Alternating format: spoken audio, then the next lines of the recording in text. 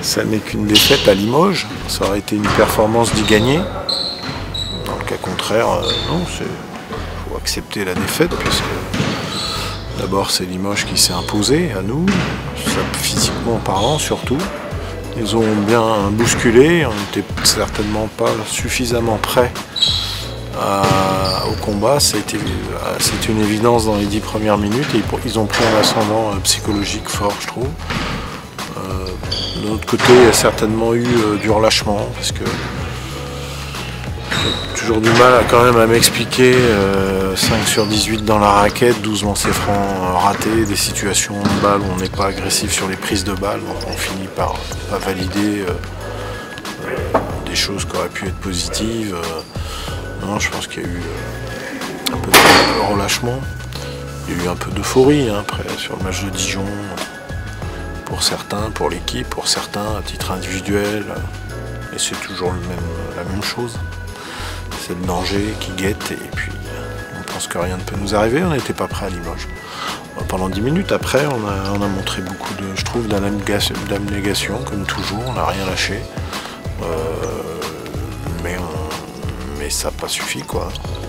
Donc c'est pour ça qu'il y a un peu de frustration par rapport au résultat, même si ça aurait été une grosse perf pour nous de gagner là-bas. C'est ce qu'on veut se donner, oui. Mais moi je sais qu'aujourd'hui ce sera plus une performance d'aide à la Leaders Cup qu'une contre-performance de ne pas y être.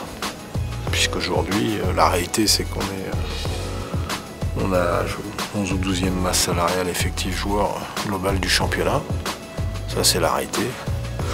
Et que donc si jamais on doit être dans les 8 premiers, ce serait une belle performance. Donc pour ça, il faut que ça, éventuellement, c'est sûr que ça doit passer par une victoire contre Nancy demain. Et puis après, il sera le temps éventuellement aussi de voir les résultats. Il risque d'y avoir peut-être un qualifié à 7 au point avérage, ou à 8 c'est quasiment sûr d'y aller. Donc pour l'instant, il faut pas penser au point aussi à ça, il faut simplement penser à s'imposer contre Nancy. Et puis après on verra bien ce qui est nécessaire de faire. De toute façon on ira quoi qu'il arrive à Strasbourg avec l'ambition d'essayer d'y faire un résultat. Oui, c'est difficile, ils sortent d'une grosse performance contre Paris, hein. Personne ne les attendait, ils ont un effectif diminué avec des absences, mais pendant ce temps-là, il y a des joueurs qui se sont affirmés totalement, comme Somerville, comme Diabaté, parce que c'est des gens qui disposent d'un énorme temps de jeu à l'heure actuelle.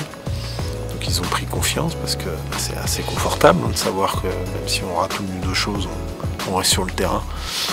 Donc après, c'est vrai que sur du court terme, ça peut ne pas être problématique, le fait d'avoir beaucoup d'absents.